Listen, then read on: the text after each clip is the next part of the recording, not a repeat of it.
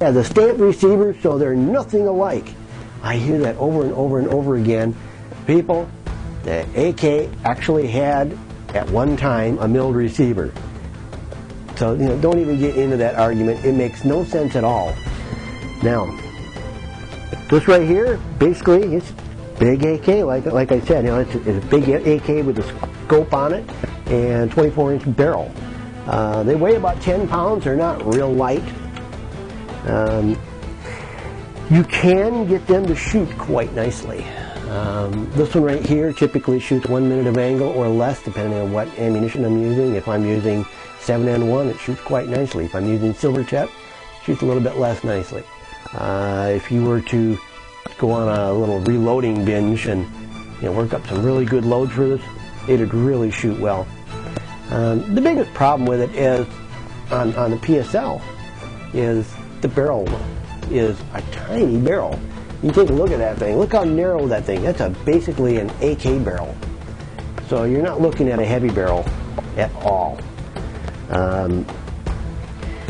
The bipod for an SVD will not fit a PSL because the SVD has lightning cuts, little cutouts right here, and that's for the, well, not necessarily for the bipod, but that's where the bipod clamps on. And it also has other lightning cuts as well. But they're both heavy rifles. Now, if you take a look on the PSL here, you notice that the rifle scope is offset. It's offset quite a little bit compared even to an AK. Originally it was offset because it was supposed to have the ability to load the magazine with a stripper clip.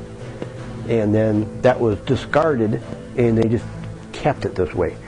There's another reason, and this is a weird one. This designated marksmanship rifle is supposed to be shot with the iron sights out to 300 yards, or actually out to just under 300 yards. So if you had a target that was right around 150 yards or so, you were supposed to use the iron sights, and you can do that just fine. You can see them, and that's why that butt cheek pad, excuse me, cheek pad rotates out of the way. That's so you can go ahead and use the iron sights. Now, with this scope's good for out to 1,500 yards. Like I said, it's bullet drop compensating. This is a really good scope. It's not cheap. The whole scope kind of pivots. It's kind of weird. But, like I said, this is bullet drop compensating, and the crosshairs don't start in until 300 yards. So anything under 300 yards, it's an estimate, and that's why you're supposed to use the iron sights. I didn't make that stuff up. It's just a little bit odd. Iron sights from 0 to 300 yards, and then after 300 yards or meters, you're supposed to use optics. It's like I said, it's a little bit strange, but that's just the way it is. It's a good rifle. I like it. I enjoy it. I shoot this out to 650 yards at least once a year, and I don't have any problems shooting out that far. Some people get good accuracy, just under 1 minute of angle, and others, they get, if they can hit a pie plate at 100 yards, they're happier than heck. So your mileage may vary. Overall, good handling. They do not interchange magazines very easily.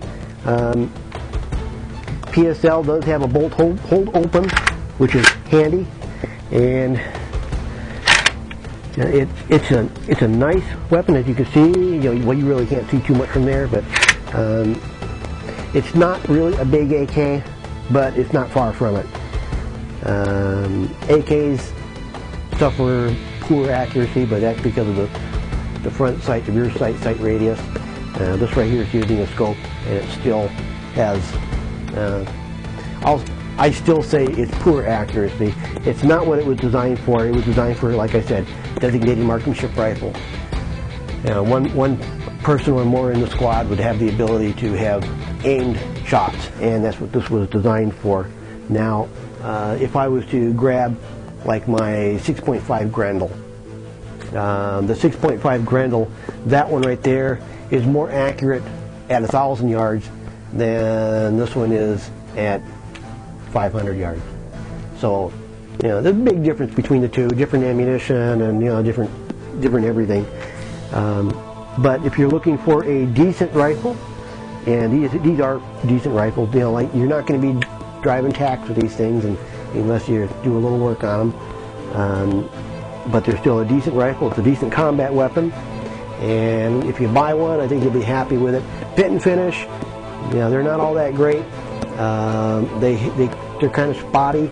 The Romanians were never, you know, 100% high quality as far as finish goes. They were designed to work, to function, to shoot, and not to be showpieces. So, you know, if you're looking for a showpiece, you're not going to find it in any of these weapons.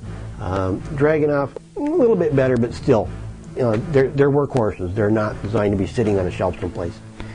And that right there is a very quick overview on the PSL, as well as slight overview on the Dragonov.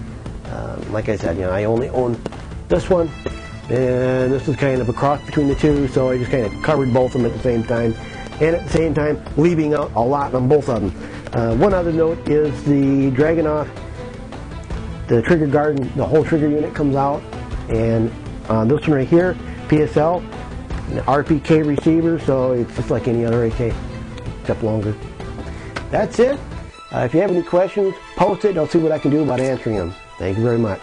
Oh, and don't forget to rate.